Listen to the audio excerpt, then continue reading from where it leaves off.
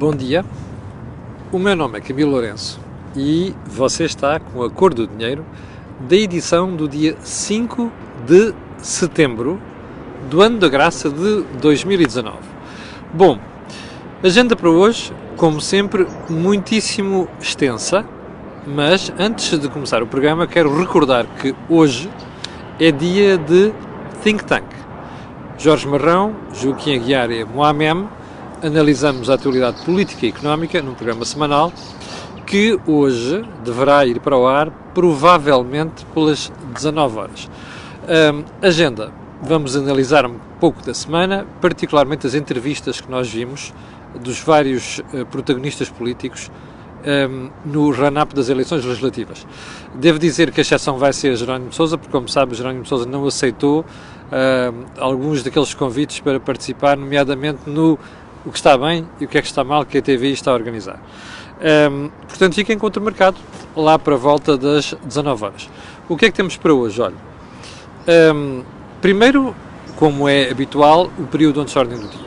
E para falar de quê? Já agora deixem-me só perguntar se está tudo bem com som e imagem, é para garantir que está tudo bem. Bem, está aqui pessoas com o polegar para cima, quer dizer que está tudo bem. Muito obrigado. Vamos começar com o Sr. Boris Johnson e a situação em Inglaterra. Em 24 horas, este senhor levou 2 pontapés. O primeiro, quando o Parlamento inglês recusou fazer uma saída à bruta no dia 31 de outubro, como o Sr. Johnson andava a prometer com absoluta confiança. A segunda, que era a vingancinha dele, é dizer assim, não me dão isso, então eu convoco eleições para o dia 15 de outubro. Repara uma coisa, eleições em Inglaterra a 2 dias, de uma cimeira europeia, onde já não há nada a fazer. Ou se adia, ou se sai a pontapé. Bom, eu vou-me eximir de desfiar as contas desse rosário que é explicar o que é que aconteceria à Inglaterra. À Europa também, mas sobretudo à Inglaterra. A Europa continental, bem entendido. Mas sobretudo à Inglaterra, se saísse de um dia para o outro. Isto seria o caos. E eu tenho a sensação que a esmagadora maioria dos ingleses não sabe, na prática, o que é que isto significa. Até porque a maioria deles já não tem mais de 45 anos. E não se lembra do que era o controle de fronteiras antes de 1973. Bem, vamos esquecer isso. Mas o que é importante aqui? Já houve pessoas que vieram aqui comentar, desde que eu fiz alguns posts há 2 dias, que não sei quantos, você não quer respeitar a opinião do povo inglês. Bom, nada disso. Se o referendo disse que vão sair e eles querem sair, saem. A questão não é essa. A questão, primeiro, eu não sou a favor de referendos nestas matérias. Não pode haver. Há aqui um conflito entre 2 poderes, do Parlamento e do voto diretamente popular. Não se governa com referendos. Mas, bom, isso agora é irrelevante. O que não pode acontecer aqui é um governo, o Poder Executivo, tentar sobrepor-se ao Poder Legislativo, que está no Parlamento. O Parlamento é a sede da democracia. Em qualquer democracia ocidental. Pode haver presidentes escolhidos por sufrágio geral e universal, o que quiserem. Mas o Parlamento é a casa da democracia. E não pode haver governos a quererem sobrepor a democracia. E foi essa lição que o Sr. Johnson aprendeu nas últimas 24 horas. Deixe-me só fazer uma antevisão. Desde que a Sra. Thatcher existiu e foi Primeira-Ministra e mudou a Inglaterra, tem havido uns clones ao longo do tempo. O Sr. Cameron, numa certa altura, achou que era a Sra. Thatcher. A Sra. May achou que podia ser a reencarnação da Sra. Thatcher. E este rapaz que lá está, então esse acha que pode ser Thatcher e Churchill e tudo o que mais lhe apetecer. Não é. As imitações são sempre pior do que o original, como este senhor está a provar. Aguardemos pelas cenas dos próximos capítulos. Segundo ponto que eu não tinha comentado ontem, por falta de tempo, mas vou comentar hoje porque eu acho que isto é tão grave, que mostra a ignorância de uma parte da classe política que não estuda as matérias e, em segundo lugar, porque mostra o oportunismo que foi atirada da nossa querida Catarina Martins sobre as barragens. Eu vou passar aqui, 1200 pessoas em direto, obrigado pelo seu apoio, eu vou passar aqui para você ouvir, está bem? Já deve conhecer, mas vai ouvir, não é mesmo? Nós temos um problema, temos barragens a mais. Barragens que provocam evaporação e, portanto, nós estamos sempre a perder água e isto é um problema muito complicado. Primeiro, nota a vozinha com que se diz isto. Catarina, Lulinha, paz e amor. Bom, então vamos lá isto. Para os aprendizes de engenheiros eletrotécnicos que andaram aqui nas redes sociais nas últimas horas, inclusive as jornalistas, a fazer afirmações que a senhora tem razão. Bom, vamos lá ver se a gente se entende. Qualquer superfície de água exposta ao ar e ao vento, aos elementos, tem evaporação. Isso até uma criança da escola primária percebe. Portanto, uma barragem tem evaporação. Mas diga-me uma coisa. Quando se prende água numa barragem, apesar da evaporação, o saldo é o quê? É positivo ou negativo? Por outras palavras, nós temos duas barragens em Portugal onde o efeito de erosão é brutal. O primeiro é o Alqueva. O segundo é Castelo do Pote. A segunda. Pergunta. Se não houvesse barragens, não havia evaporação? Havia. Porque enquanto a água estiver na superfície do rio, há evaporação. Mas o pior não é isso. É que entre haver barragem, onde há evaporação, e não haver barragem, e a água acabar no mar, eu sei que há ambientalistas malucos, não é? Que acham que não deve haver barragens, porque depois a água deixa de correr, e aquilo assoreia, foge dos rios e não sei o quê. Como se não houvesse interesses mais importantes para defender, para ter barragens. Bom, o que a senhora Catarina Martins disse é uma estupidez. É uma burrada. Aliás, uma dupla burrada. Primeiro, porque nós não temos barragens a mais, temos barragens a menos. E em segundo lugar, porque não é o efeito de evaporação que deve deixar de construir barragens.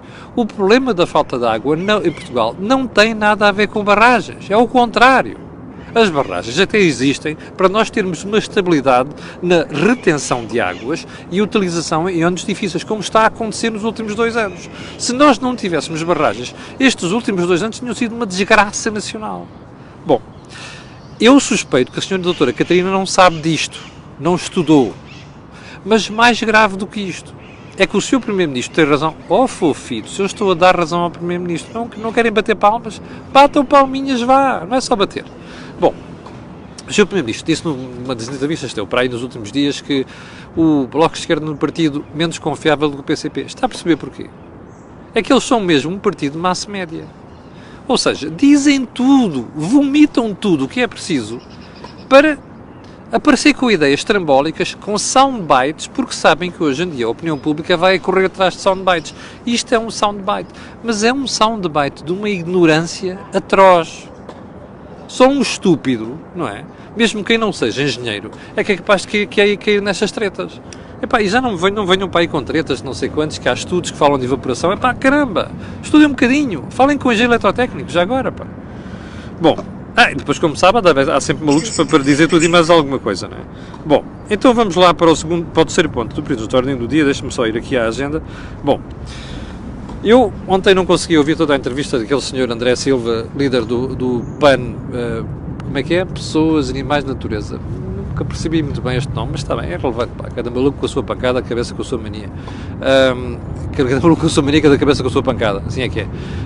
Bom, olha, eu retive várias afirmações dele ontem, inclusive um pedido de desculpas inacreditável, porque aquela história da pessoa que está em coma, que os familiares e o chimpanzé, a comparação, foi uma das coisas mais abstrusas que eu já ouvi, digno do maior idiota, percebe? Digno do maior idiota. É preciso chamar os bois pelos nomes neste país.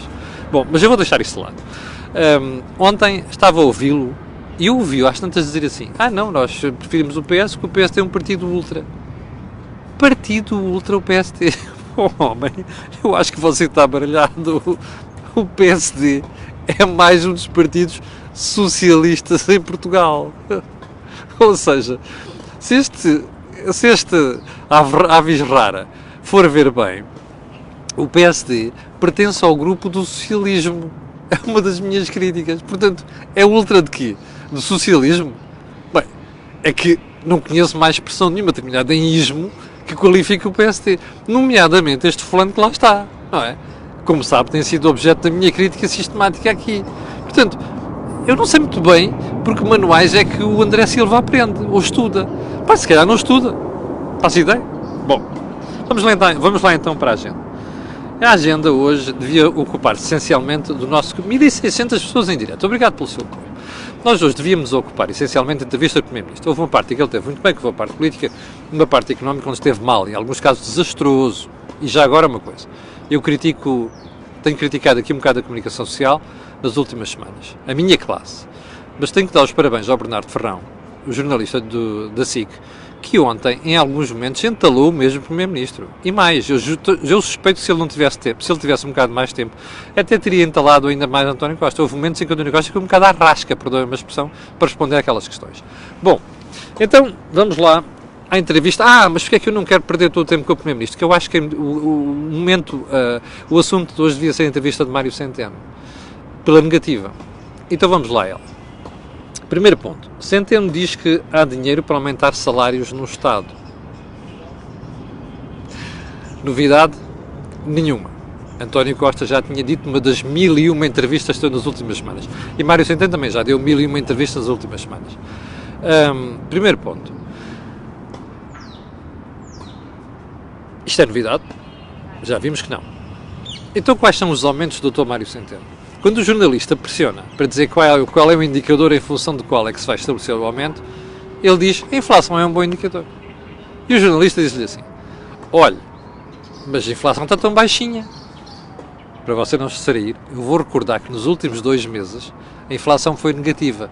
Quer dizer, os preços baixaram. Portanto, em rigor, devia haver uma baixa de salários no Estado. Está a ver? Bom, mas vamos esquecer isso. E ele diz, então mas estava tão baixinho. Eu disse, mas é um indicador como os outros. A inflação é o que for. Capixa? O que é que Mário Centeno está a fazer o Primeiro-Ministro? É o soundbite. Qual é o soundbite que vai ficar na cabeça das pessoas há espaço para aumentos para os funcionários do Estado em 2020. Estes pormenorzinhos, que são por maiorzinhos, acabam por ficar por tratar. A não ser que haja jornalistas e analistas com alguma seriedade que depois vão chamar e puxar a atenção para estes pontos. Capixa? Bom, segunda questão desta primeira questão sobre os aumentos no Estado. Esta afirmação é feita a um mês das eleições. Eu esqueci de dizer mais alguma coisa nas coisas. Ou seja, veja só a vergonhosa propaganda a um mês das eleições. Todos fazem isso. Who the fuck cares? A minha função é criticar o que está mal. Seja à esquerda, seja à direita. Aliás, não sei se tem reparado, nos últimos dias, os insultos com que a gente de direita já me brindou por causa do... Olha, ontem foi um deles que eu já deixei de comentar que me veio para ali com um insulto sobre a história do Boris Johnson. Antes de ontem foi um idiota qualquer que me veio chatear o juízo porque eu devia pedir desculpa ao Rui Rio, Diaba 4 e à Assunção Cristas, caso das críticas que tenho feito. Está a ver qual é que é a vida do analista. Eu levo pela esquerda, levo pela direita. Olha, paciência, que se lixem, que é para não dizer uma coisa pior. Mas enfim. Segundo ponto. Mário Centeno diz que é possível mexer nos escalões intermédios do IRS. Bem, couple this com o que disse o Primeiro-Ministro também ontem na SIC. Sim, nós vamos mexer nos impostos sobre o trabalho. Quero ouvir já a minha previsão. Para o Governo mexer nos impostos sobre o trabalho, vai ter que os aumentar noutro sítio. Percebe? Bom, você já conhece uma das propostas que foi posta aí para ver como é que isto... Um teste às águas, né? Está quentinho, está frio. A história da baixa das deduções do IRS, da saúde, de 15% para 5%. Essa é uma delas. Mas vai haver outras de certeza. Eu ainda estou para ver se o PS não vai ceder ao Bloco de Esquerda na questão do englobamento dos rendimentos. Portanto, fixe isto. Para o Governo baixar IRS no trabalho e nas taxas intermédias, vai ter que aumentar os impostos noutro sítio. E porquê?